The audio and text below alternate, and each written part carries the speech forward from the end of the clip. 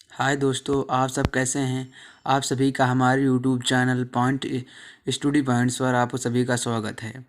आज हम फिर से सिंथेसिस क्या होता है और इसके प्रेजेंट पार्टिसिपल के बारे में बात करेंगे और इसका अध्ययन करेंगे। तो हम शुरुआत करते हैं। सिंथेसिस क्या है। सिंथेसिस का अर्थ होता है संश्लेषण। और सिंथेसिस जो डिफिनीशन होता है, सिंथेसिस डिफिनीशन दो या दो से अधिक वाक्यों को जोड़कर या मिलाकर एक करना ही सिंथेसिस कहलाता है। सिंथेसिस, फिर से एक बार डिफिनीशन दोहराते हैं, दो या दो से अधिक वाक्यों को जोड़कर या मिलाकर एक करना ही सिंथेसिस कहलाता है। यह सिंथेसिस डिफिनीशन है। सिंथेसिस माने जोड़ना होता है, ऐड करना होता है, संश्लेषण करना है, सब एक ही प्रकार होता है। आइए हम और इसके बारे में कुछ जानते हैं। अब इसके बनावट के आधार पर जो सिंथेसिस होता है, इसके बनावट के आधार पर इसे तीन भागों में बांटा गया है। जो सिंथेसिस है इसके कह सकते हैं, इसे तीन भागों में बांटा गया है, चाहे बनावट के आधार पर चाहे जो है, इसे तीन भागों में बांटा गया है। जो पहला भाग है वह सिंपल सेंटेंस है। जिसका अर्थ होता है साधारण वाक्य, जिसका अर्थ होता है साधारण वाक्य। और दूसरा जो है वो कॉम्प्लेक्स नहीं कॉम्पाउंड है। दूसरा जो है कंपाउंड सेंटेंस है, जिसका जो हिंदी अर्थ होता है संयुक्त वाक्य होता है, कंपाउंड का संयुक्त वाक्य। और तीसरा जो है वो कॉम्प्लेक्स सेंटेंस है। कॉम्प्लेक्स सेंटेंस का अर्थ होता है हिंदी वाक्य में मिश्रित वाक्य। इसे मिश्रित वाक्य कहते हैं। कंपाउंड सेंटेंस, कॉम्प्लेक्स सेंटेंस और कंपाउंड को संयुक्त और साधारण को सिंपल सेंटेंस कहते हैं। यह तीन भागों में सिंथेसिस को बांटा गया है। अब ये इसके बारे में क्या है, सिंथेसिस को 7 भागों में बांटा गया है। सातों भागों को नचा चढ़ा गया। पार्ट 1 में आज हम सिर्फ यूज ऑफ पार्टिसिपल के बारे में बात करेंगे। पार्टिसिपल कितने प्रकार के होते हैं और पार्टिसिपल के बारे में कुछ अध्ययन करेंगे।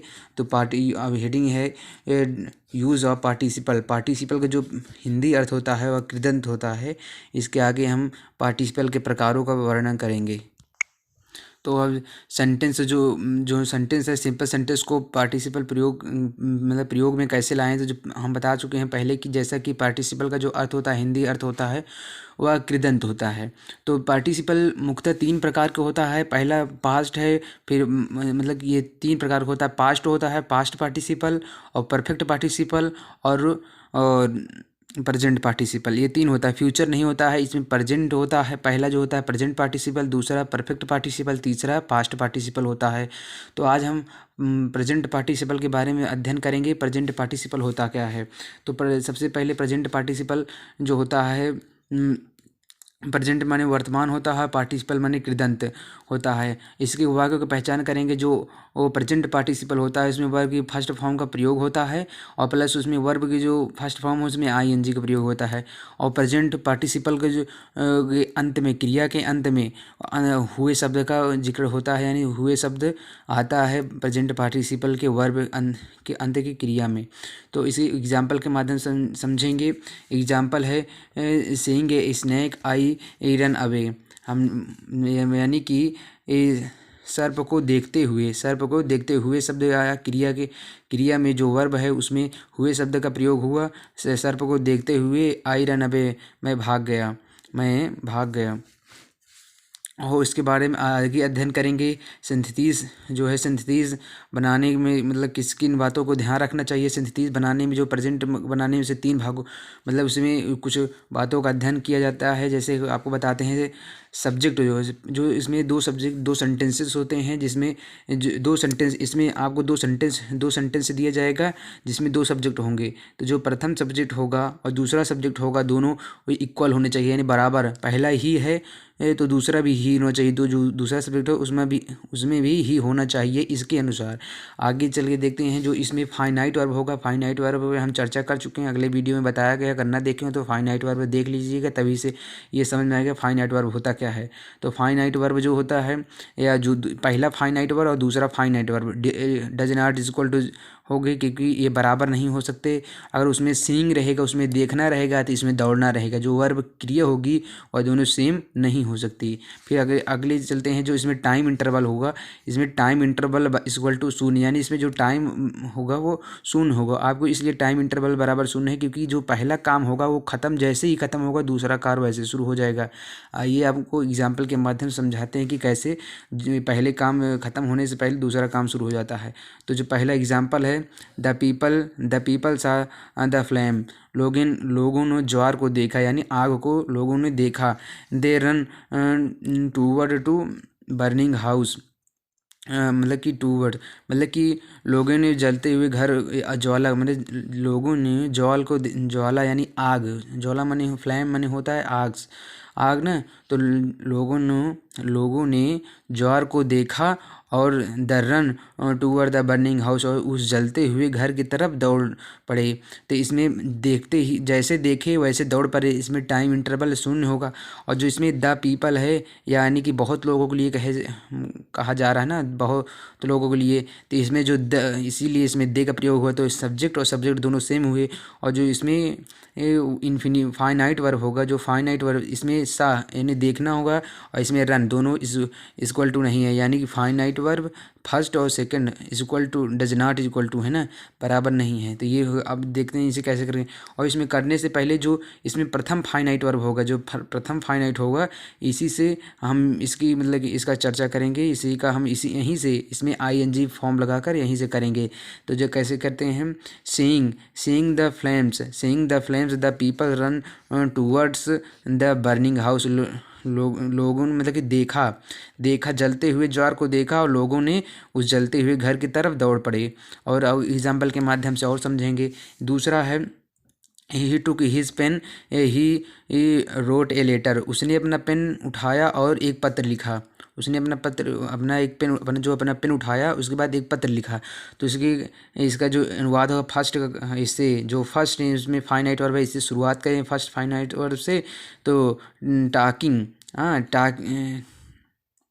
करेंगे, taking his pen his wrote a letter. Taking, इसे टेकिंग कहते हैं।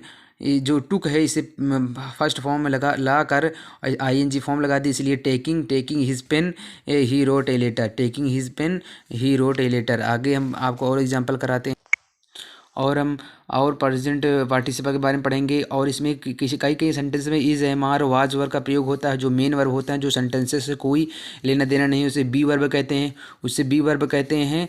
सेंटेंस बी वर्ब यानी मतलब जो सेंटेंस ना हो, एक प्रकार से टेंस से रिलेटिव ना हो, मेन वर्ब के रूप में कार्य करे।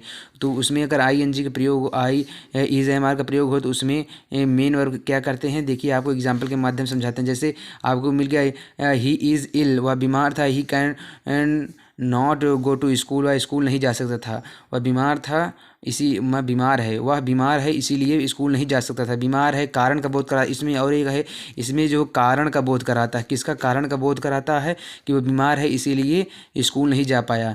ये इसे ऐसे सेंटेंसेस में जो यहाँ पर इज़ है, यहाँ पर जो सब ये सेंटेंसेज आए, is am are was were आए ना, तो उसे बींग्स बी वर्ब कहते हैं। उसे क्या कहते हैं, बी वर्ब कहते हैं, इसीलिए इसमें बींग जोड़ देते हैं। तो वर्ब को हटाकर वहाँ पर बींग जोड़ देते हैं, बाकी सब सेंटेंसेस सेम उतार लेते हैं। जैसे being ill, he can not go to school, वह बीमार होने के कारण स्कूल नहीं जा सका, इसमें कारण का बोध हो रहा है। दूसरा सेंटेंस देखेंगे, ही वाज हैंग्री, वह भूखा था, ही टुक हिज फूड, वह अपना भोजन किया, वह भूखा था अपना भोजन किया, भूखा होने के कारण वह भोजन की, इसलिए कारण का बोध करा रहा है। और इसमें जो वाज है इसको हटाकर बी वर्ब है, तो इसीलिए इसे हटाकर बीइंग का प्रयोग करें, बीइंग हैंग्री ही टुक हिज फूड, बाकी सब वैसे उतार देंगे। आपको समझ में आएगा। और सेंटेंसेस आते हैं, जैसे सब्जेक्ट और दो सब्जेक्ट होते हैं। सब्जेक्ट के जो सब्जेक्ट का ऑब्जेक्ट रहेगा वहाँ पर सब्जेक्ट रहेगा, सब्जेक्ट जगह ऑब्जेक्ट रहेगा, और ऑब्जेक्ट जगह सब्जेक्ट रहेगा। कैसे आपको समझाते हैं कुछ एग्जाम्पल के माध्यम। जैसे आई saw a man he was smoking A cigarette, यानी मैंने एक व्यक्ति को देखा और वह क्या सिगरेट स्मोकिंग धूम्रपान कर रहा था, मानी सिगरेट पी रहा था। तो इसमें जो इस मैन के बारे में विशेषता बताई जा रही है ना, कि देखा ए मैन, तो ही यानी इसी के बारे में बताया जा रहा है कि ऐसा मैंने एक व्यक्ति देखा, ही वाज वह सिगरेट पी रहा था। तो इसी बारे में इसे देख कैसे करते हैं, बहुत सिंपल, इसे सिंपल तरीके से समझते हैं। इसमें ऐसा a man smoking A cigarette, यानी वो पूरा रहेगा आई सा ए मैन, और उसके बाद जो उसमें क्रिया रहेगी डायरेक्ट स्मोकिंग से ला देंगे, स्मोकिंग ए सिगरेट। और उसके बाद एग्जांपल के माध्यम से और समझते हैं, आई सा ए बर्ड, आई सा मैंने एक चिड़िया देखा। क्या देखा? चिड़िया। It was sitting on the tree, वह पेड़ पर बैठी थी। तो इसमें क्या करेंगे? आई सा ए बर्ड, बट देखा वो क्या, डायरेक्ट ये सब न जोड़कर, इट वाज न जोड़कर वहाँ कहाँ बैठी थी ना, कहाँ पर बैठी थी? पेड़ पर बैठी थी। तो I saw a bird sitting on the tree, ये सबको हटा देंगे, डायरेक्ट इसे क्रिया से शुरू करेंगे। जो इसमें वर्ब रहेगा सेकेंड वर्ब से वहीं से शुरू करेंगे। तो I saw a bird sitting on the tree. I hope ये आपको वीडियो समझ में आएगा। अगर वीडियो समझ में आई होगी तो एक लाइक कीजिएगा और शेयर कीजिएगा। और फिर मिलते हैं आप एक नए वीडियो के साथ, आपको फिर मिलते हैं अगले